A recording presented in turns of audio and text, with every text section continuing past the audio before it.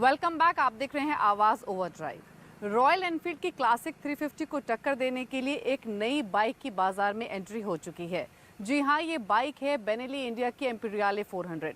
Retro style वाली ये bike क्या वाकई में रॉयल एनफील्ड क्लासिक 350 को टक्कर दे पाएगी? आइए देखते हैं।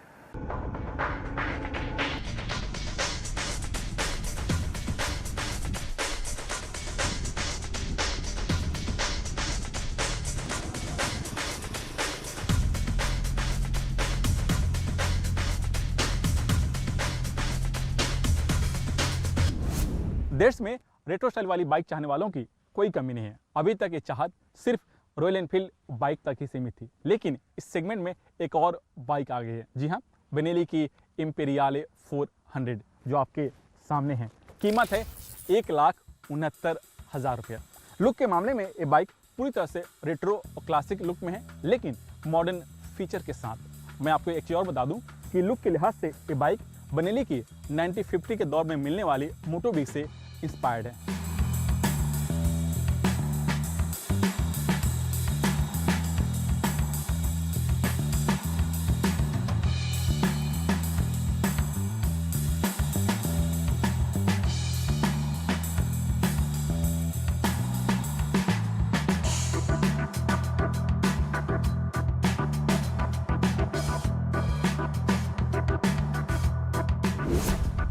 अब सवाल उठता है कि बाइक दिखने में कैसी है। तो मैं बता दूं आपको, जैसा मैं आपको पहले बताया था कि इस बाइक की जो लुक और स्टाइल है वो रेट्रो लुक में है, और इसके लिए यानी रेट्रो लुक के लिए जो इसका हेडलैम्प है उसे राउंड शेप दिया गया है, और ये हेडलैम्प है हैलोजन बल्ब का इसमें इस्तेमाल किया गया है। जो इसका स्पीडोमीटर है वो भी राउंड शेप में, और ठीक स्पीडोमीटर को दो भाग में बांटा गया है, एक स्पीड के लिए और दूसरा आरपीएम के लिए। और दोनों के बीच में एक छोटा सा LCD स्क्रीन है जिसके अंदर आपको गियर इंडिकेटर और फ्यूल गेज इंडिकेटर मिलता है। हैंडल बार में लगे जो स्विच हैं वो काफ़ी अच्छे हैं, और ठीक इसके अंदर एक हैज़र्ड लाइट का बटन दिया गया है जो कि रॉयल एनफील्ड बाइक में नहीं मिलता है, क्योंकि इस बाइक का जो कंपटीशन है उसी से है। जो इसका फ्यूल टैंक है उसे भी क्लासिक लुक दिया गया है, और जो इसकी कैपेसिटी है 12 लीटर। और फ्यूल टैंक के ऊपर स्क्रैच ना आए इसके लिए रॉयल एनफील्ड बाइक की तरह दोनों तरफ आपको पैडिंग दिया गया है। सीट है उसको दो भाग में बांटा गया है, राइडर के लिए और दूसरा पिलियन के लिए। सीट काफ़ी कंफर्टेबल है, और जो सीट का हाइट है 780 mm, यानी नॉर्मल राइडर भी इस बाइक को आसानी से चला सकता है। लेकिन जो इसका हैंडल बार की जो पोजिशनिंग है वो थोड़ा सा और बेटर हो सकता था मेरे लिहाज से।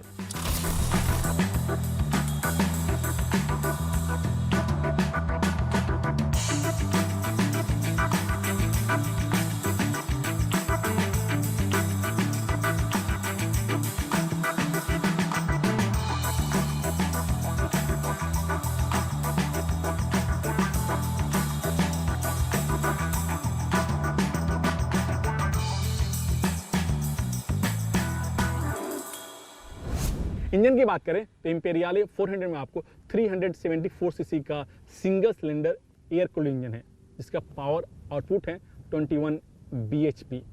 और इंजन की एक और खासियत है वो है लॉन्ग स्ट्रोक, यानी जो पिस्टन के जो ट्रेवल लेआउट है वो काफ़ी ज़्यादा है, और इसी ट्रेवल लेआउट की वजह से जो इसका टॉर्क है वो 29 न्यूटन मीटर मिलता है। और इंजन 5 स्पीड गियर के सहारे काम करता है। लेकिन इसकी परफॉर्मेंस कैसी है, चलिए वो चला के देख लेते हैं।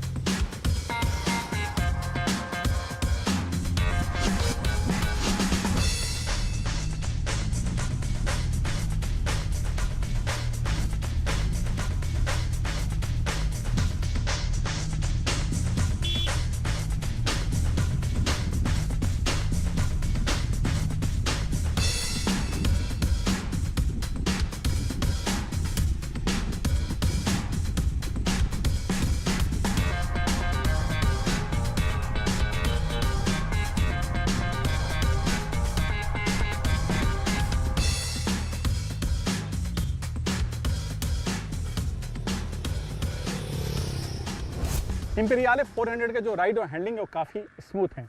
लॉन्ग स्ट्रोक इंजन होने के बावजूद भी जो इंजन से जो वाइब्रेशन और नॉइज़ निकलता है वो काफ़ी कम है। रोड पर बेहतर ग्रिप मिले इसके लिए फ्रंट में 19 इंच और रियर में 18 इंच का वाइडर टायर लगे हुए हैं। ब्रेकिंग की बात करें तो इसके फ्रंट में 300 mm का डिस्क ब्रेक और रियर में आपको 240 mm का डिस्क ब्रेक दिया गया है और दोनों ही व्हील में आपको ABS सिस्टम लगे हुए हैं। अब सबसे बड़ा सवाल कि क्या इंपीरियल 400 को लेनी चाहिए नहीं, क्योंकि इस बाइक की जो कीमत है 1,69,000 उस प्राइस ब्रैकेट में रॉयल एनफील्ड की 350 क्लासिक भी है, जावा भी है और बजाज की डोमिनार भी है। अब आपको तय करना है कि आप किस ब्रांड को लाइक करते हैं। और चलिए यहाँ से रुक करते हैं हमारे खास segment tip of the week का। हमारे खास segment tip of the week में हम बात करेंगे कि टायर्स का कैसे ख्याल रखना चाहिए, क्योंकि टायर की कंडीशन से गाड़ी की परफॉर्मेंस पर बहुत असर पड़ता है। साथ ही हमारे मन में ढेर सारे सवाल आते हैं कि टायर्स कब चेंज कराने चाहिए, क्या बड़े साइज़ के टायर्स लगवा सकते हैं, किस कैटेगरी के टायर्स लगवाने चाहिए, वगैरह वगैरह। तो चलिए यही जानते हैं कि टायर्स का कैसे ख्याल रख सकते हैं हमारे इस खास सेगमेंट में। टायर प्रेशर और गाड़ी के माइलेज के बीच गहरा रिश्ता है। आपकी कार का टायर प्रेशर काफी हद तक आपकी गाड़ी की परफॉर्मेंस पर असर डालता है, इसलिए जरूरी है कि समय समय पर आप अपनी गाड़ी के टायर प्रेशर की जांच कराते रहें। खासकर हफ्ते में 2 बार सुबह के वक्त टायर प्रेशर जरूर चेक कराएं। गाड़ी के टायर को हर 6 महीने या 8 से 10,000 किलोमीटर चलने पर रोटेशन करवाना बहुत जरूरी है। इससे चारों टायर की ग्रिप एक समान रहती है। टायर के रोटेशन में स्पेयर व्हील को भी शामिल करें। कंपनी की तरफ से दिए गए टायर साइज के अनुसार ही टायर लगवाएं। बड़े साइज के टायर लगवाने से बॉडी में टच होने का खतरा रहता है। साथ ही लो प्रोफाइल के टायर लगवाने से ग्राउंड क्लियरेंस कम हो जाती है। दोनों ही हालत में गाड़ी की परफॉर्मेंस और माइलेज पर असर पड़ता है। अगर गाड़ी कम चली हो और टायर ज्यादा ना घिसे हो तो भी 5 से 6 साल में टायर जरूर बदलवा लें, क्योंकि टायर में इस्तेमाल किए गए रबर की अपनी लाइफ होती है। इसलिए सेफ्टी को ध्यान में रखकर ये काम जरूर करें। टायर में ग्रिप होना जरूरी है, क्योंकि ग्रिप कम होने से रोड पर गाड़ी की पकड़ कम हो जाती है। ऐसे में अगर कभी भी इमरजेंसी ब्रेक लगाने की जरूरत पड़ जाए तो गाड़ी के स्किड होने का खतरा बढ़ जाता है। इसलिए आपके टायर की हालत ठीक ठाक होनी बहुत जरूरी है। व्हील अलाइनमेंट सही होने से टायर एक समान घिसते हैं। साथ ही गाड़ी चलाते वक्त सीधी लेन में रहेगी, लेफ्ट या राइट को नहीं जाएगी। इससे सस्पेंशन और स्टीयरिंग की लाइफ भी बढ़ जाती है। गाड़ी बबल ना करे, इसके लिए व्हील बैलेंसिंग समय समय पर करवाना जरूरी होता है। सर्विस के वक्त या जब भी टायर रोटेशन करवाएं, व्हील बैलेंसिंग भी जरूर करवा लें। अभी वक्त हुआ एक ब्रेक का। ब्रेक के बाद मशहूर ऑटो एक्सपर्ट टूटू धवन आपको बताएंगे कि क्या 3 लाख रुपए के बजट में रॉयल एनफील्ड के इंटरसेप्टर 650 बेस्ट ऑप्शन है। साथ ही जो तमाम सवाल आपने हमें भेजे हैं आवाज ओवरड्राइव के फेसबुक पेज पर, उनको भी हम करेंगे शामिल एक ब्रेक के बाद।